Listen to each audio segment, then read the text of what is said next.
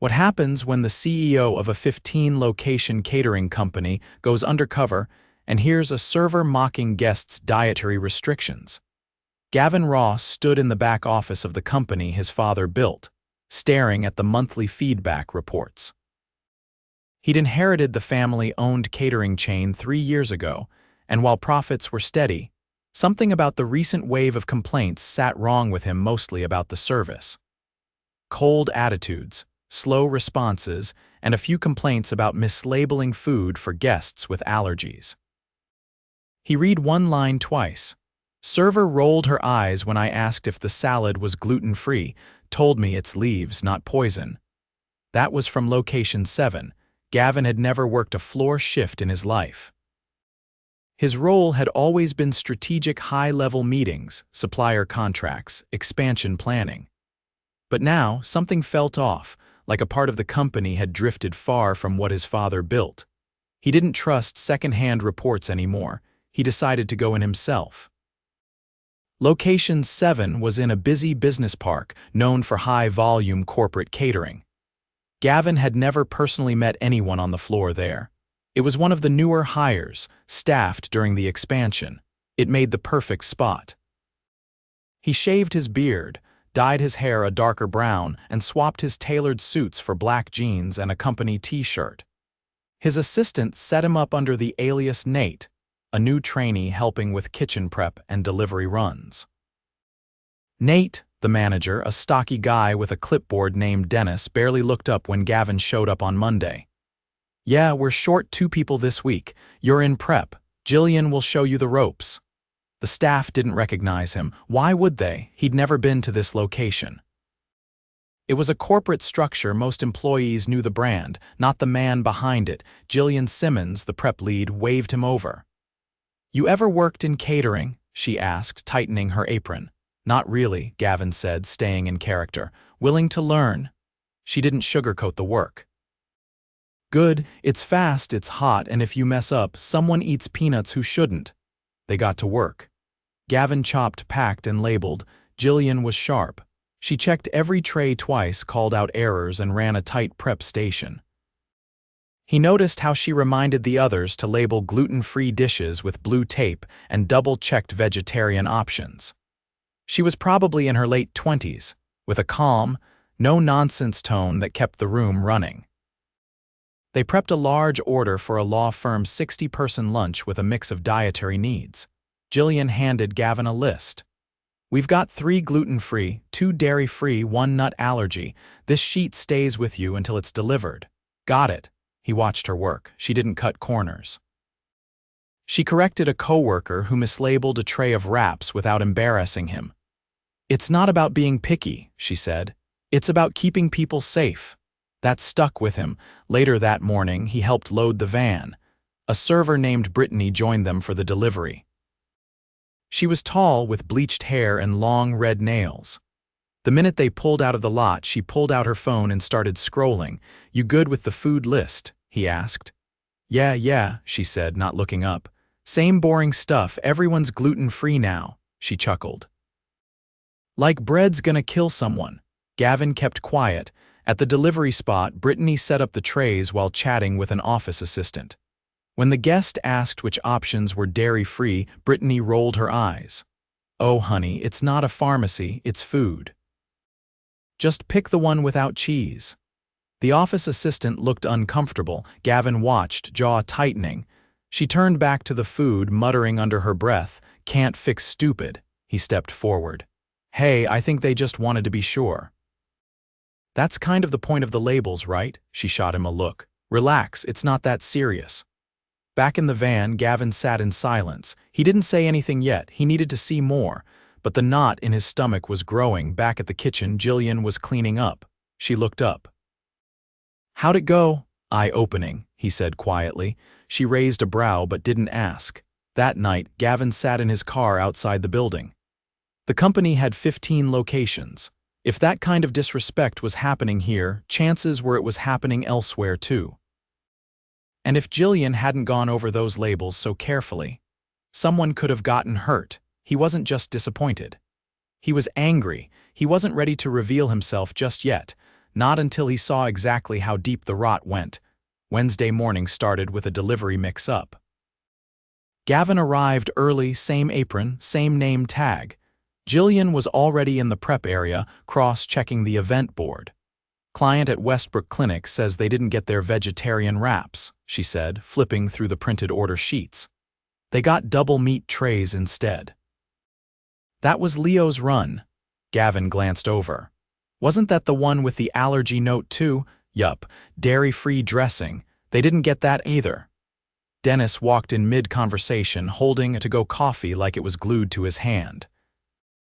Relax, it's not the end of the world, he said, setting the cup down and reaching for a breakfast muffin. Jillian didn't look up.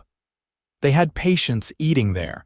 One of them flagged a dairy sensitivity. That's a liability. Dennis waved a hand. They'll get a discount. We'll send them cookies next time. Gavin kept his face neutral. He couldn't afford to react yet. Jillian wasn't done. It's not about cookies. They trusted us to deliver what we said. If someone gets sick, then they shouldn't be ordering lunch like it's a medical prescription, Dennis cut in. If it's that serious, they can pack their own food. Silence settled over the prep area. Gavin saw two other staff members glance up, then quickly turn away. Jillian shut the clipboard quietly. Next orders for an executive seminar. No allergens listed, but I'll double-check the salad ingredients. Just don't overthink it, Dennis said, already walking out. Gavin followed Jillian to the cold storage. As she pulled out a tray of individually sealed containers, he spoke carefully. Does that happen a lot? Stuff getting swapped like that? She hesitated.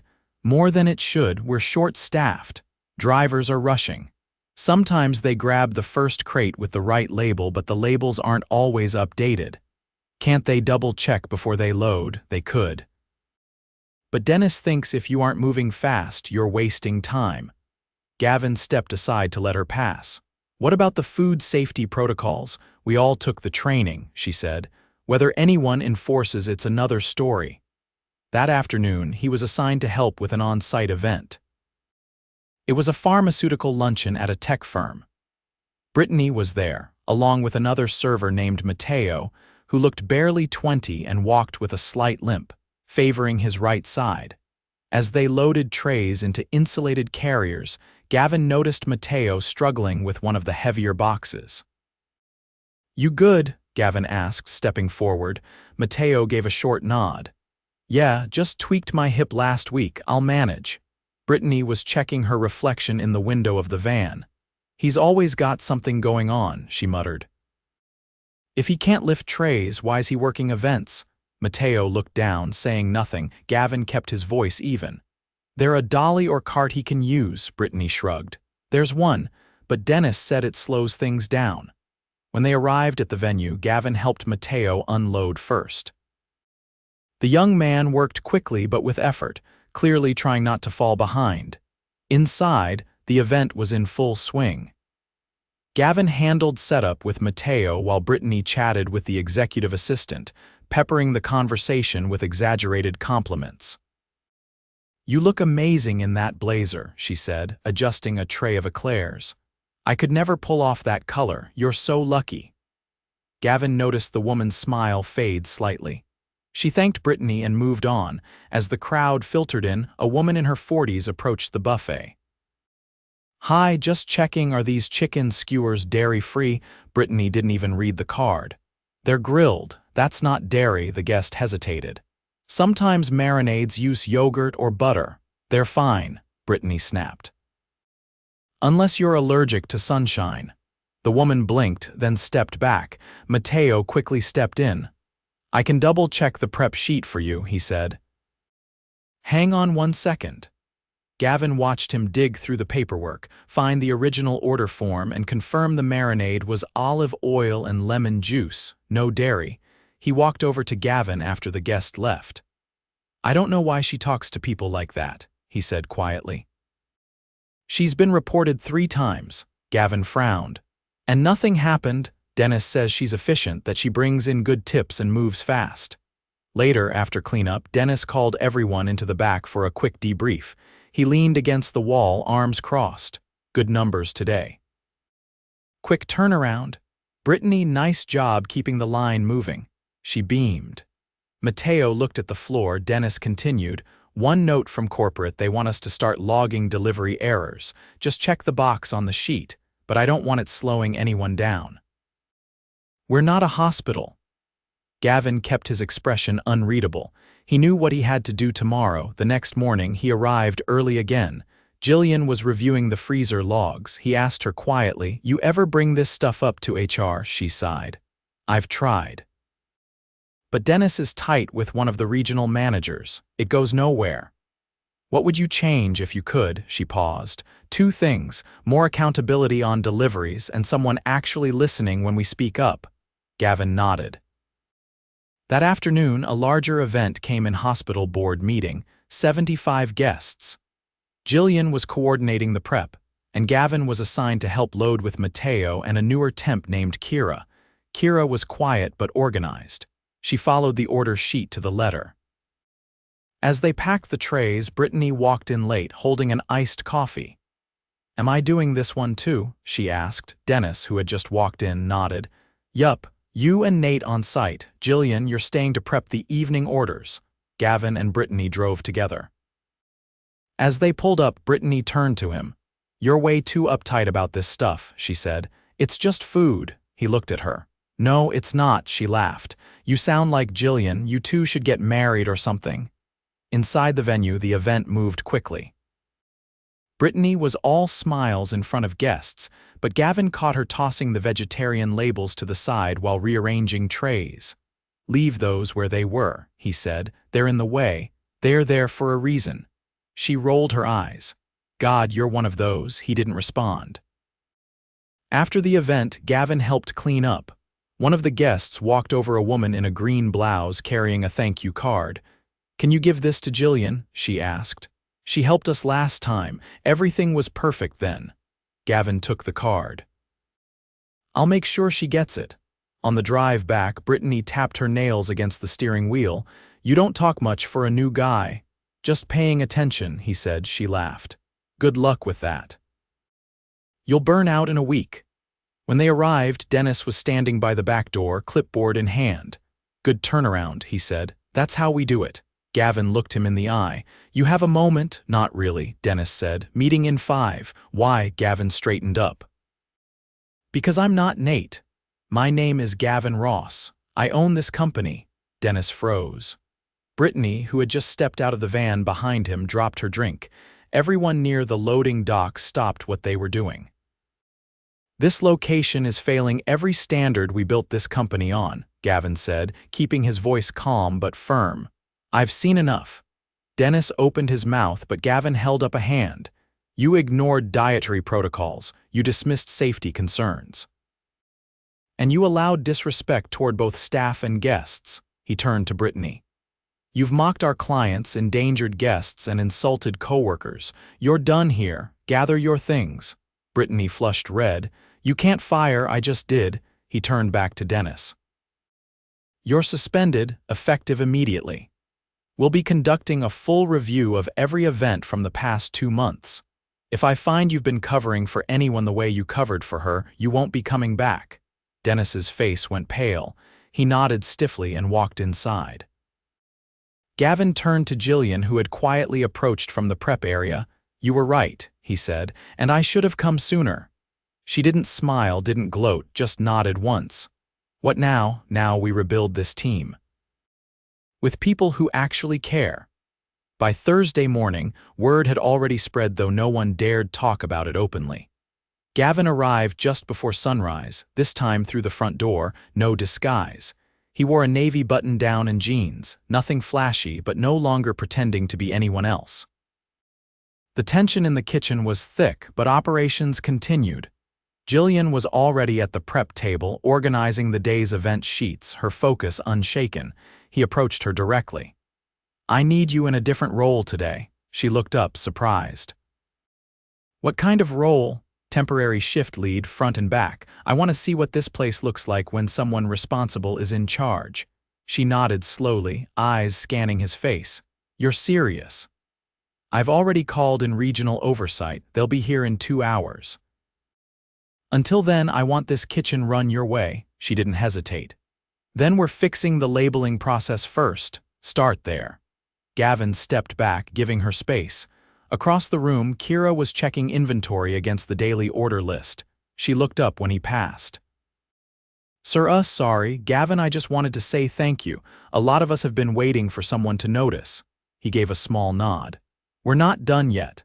Matteo was finishing his second tray of boxed lunches, careful and steady. Gavin joined him at the packing station. You're still favoring that hip. Pulled it last week, Matteo said. Didn't want to take a day off, didn't think it'd go over well. How long have you been here? 7 months. I was at a different location before this. They transferred me here when someone quit. You ever trained on site safety or accommodations? No, Dennis said that stuff was mostly for full-time leads. Gavin's jaw tightened. You are full-time, right? Mostly. I get 38 hours a week. That's full-time. Matteo didn't respond. Gavin walked straight to the back office where Dennis was gathering the last of his personal items into a box. The man didn't look up. HR will follow up with your exit paperwork, Gavin said, but I need your keys and your passcode access now. Dennis set them on the desk without a word. You had 2 people on that floor who flagged issues repeatedly, and you ignored them. That's not just negligence, it's willful. Dennis finally turned. You think you're gonna fix this place by listening to the most sensitive person in the room? No, Gavin said. But I'll fix it by removing the ones who punish others for doing the right thing. He left before Dennis could speak again. By mid-morning, a regional compliance officer named Renee arrived, clipboard in hand, no small talk. She called a brief meeting in the break room with every employee present. Jillian stood beside her. Renee started with a question. How many of you have reported a mistake or concern in the last year and felt nothing changed? Half the room raised their hands. Some raised both. Starting today, we're establishing a new internal reporting system that bypasses location managers. All concerns go directly to regional, anonymous if needed. No retaliation will be tolerated, she continued, outlining procedural updates. Double verification on every dietary label, mandatory breaks logged and monitored, and a rotating safety lead for each shift. Jillian would be the first. When the meeting ended, Gavin lingered near the prep table. Jillian joined him. You're not just cleaning up, she said. You're gutting it. Not yet, but we're getting there. She folded her arms. There's a catering event this afternoon at the city planning office. It's complex 12 individual dietary needs, including a soy allergy and a shellfish cross-contact issue. Who's running it? I was going to assign Matteo, but I'm not sure he should be lifting that much right now. Pair him with Kira. I'll go too. You want to run service? I want to see how we handle complexity when people care. She nodded once, then turned back to the whiteboard to adjust the schedule. At 1 o'clock, they loaded up. Matteo used the dolly this time. Gavin insisted on it. Kira double-checked every container against the printed dietary sheet Jillian had annotated by hand. You've done events like this before, Gavin asked her. 3. But this is the first one where I'm not guessing about what's in the trays. They arrived at the venue 20 minutes early. The building's conference room was already filling with guests. Gavin noticed the layout: tight corners, narrow counters, limited workspace. He quietly took the corner closest to the allergy-specific trays, placing clear signage and extra utensils. A woman in her 60s approached, glasses slipping down her nose, holding a notepad. I have a severe soy allergy. I emailed ahead. Gavin gestured to the leftmost tray. Your meal is here: grilled chicken with lemon herb, no marinade, and a side of steamed vegetables. The utensils haven't touched any other food, and it was packed first this morning. Her eyes widened slightly. That's the most detailed answer I've ever gotten. Glad to hear it. As the line built, Kira managed the vegetarian station while Matteo handled drinks. They moved efficiently with quiet professionalism. Gavin watched them both. No wasted movements, no side conversations, just work done right. After cleanup, the client contact approached. I've had 3 guests thank me already. One said it's the first time they felt seen at a catered event.